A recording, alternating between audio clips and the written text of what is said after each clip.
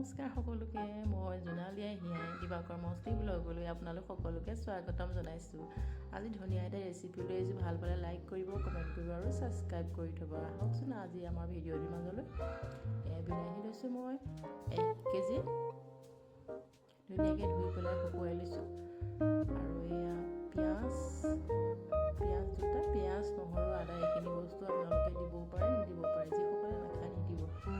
আৰু এয়া ধনিয়া পাউডাৰ 1 চামুচ, লাল মিৰ্চ 1 চামুচ, জিৰা পাউডাৰ 1 চামুচ আৰু নিমখ 1 চামুচ, ইলাইচি, দালচেনি, জলকীয়া, আদা, নহৰু আৰু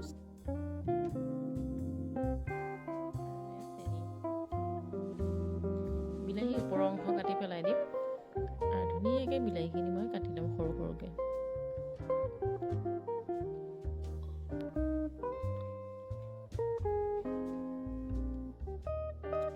বজাৰৰ নিচিনাকৈ যেতিয়া ঘৰতে এনেকৈ বনাই খাওঁ কিমান যে ভাল লাগে নহয়নে বাৰু। ল'ৰা ছোৱালী টিফিনত দিবলৈও ভাল, আৰু ঘৰত মেগীৰ লগত হওক আৰু চাওমিন সকলোৰে লগতে মিলে। খুব ভাল লগা এটা ৰেচিপি। আৰু এই চাওকচোন বিলাহীখিনি মই এনেকৈ দি দিলোঁ। বিলাহী, নহৰু, আদা, পিঁয়াজ এইখিনি দি পেলাই মই ঢাকি দিছোঁ।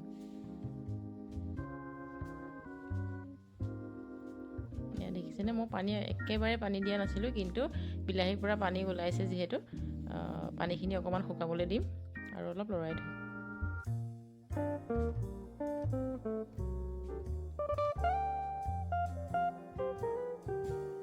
এয়া পানীখিনি শুকাই গ'ল। এতিয়া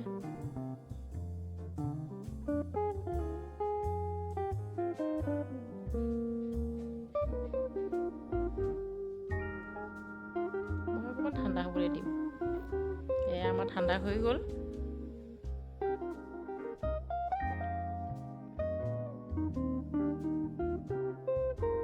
এতিয়া মই ধুনীয়াকৈ মিক্সি জাৰত ভৰাই এইখিনি ধুনীয়াকৈ পিচি ল'ম। আৰু শুকান কেৰাহী এখনত আকৌ মই পাতি ল'লোঁ। আৰু পিচি লোৱা বিলাহীখিনি মই এতিয়া কেৰাহীত দি দিম।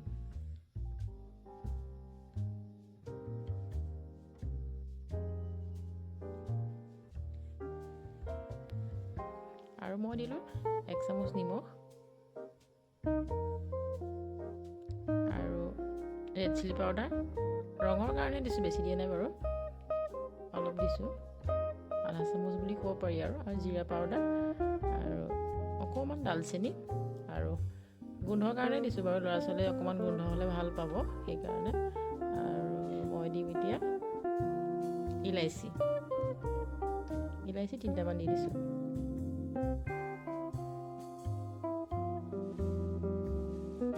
দি পেলাই ধুনীয়াকৈ অকণমান লৰাই থাকিম।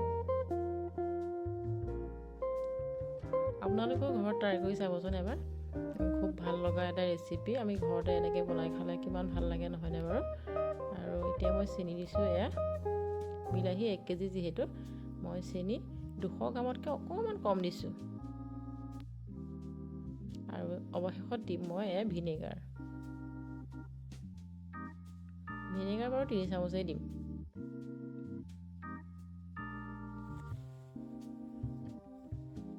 ৰংটো দেখিছেনে ইমান ধুনীয়া যে হৈছে।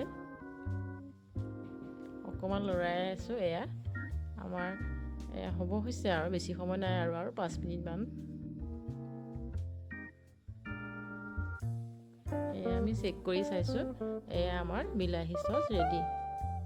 এনেকৈ যেতিয়া ডাঠ হ'ব তেতিয়া জানিব যে বিলাহী চচ ৰেডি। মই অলপ কাঢ়ি থৈ দিম এতিয়া, অকণমান ঠাণ্ডা হ'ব দিম। ঠাণ্ডা হোৱাৰ পিছত বেলেগ বাচনত কাঢ়ি ল'ম। আৰু মই ধুনীয়াকৈ উলিয়াই দিলোঁ বাতিটোত।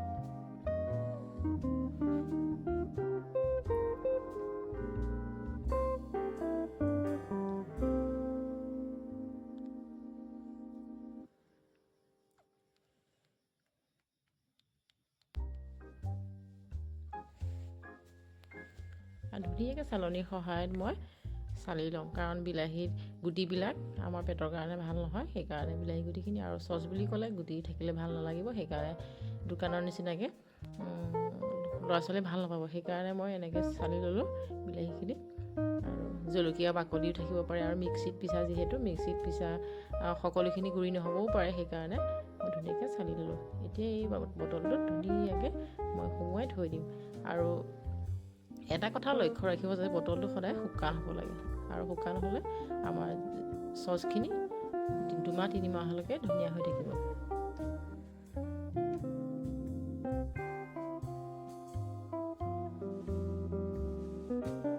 আপোনালোকে এই ৰেচিপিটো কেনেকুৱা পাইছে জনাবচোন দেই, আৰু ভাল পালে লাইক কৰিব, কমেণ্ট কৰিব আৰু ছাবস্ক্ৰাইব কৰিব।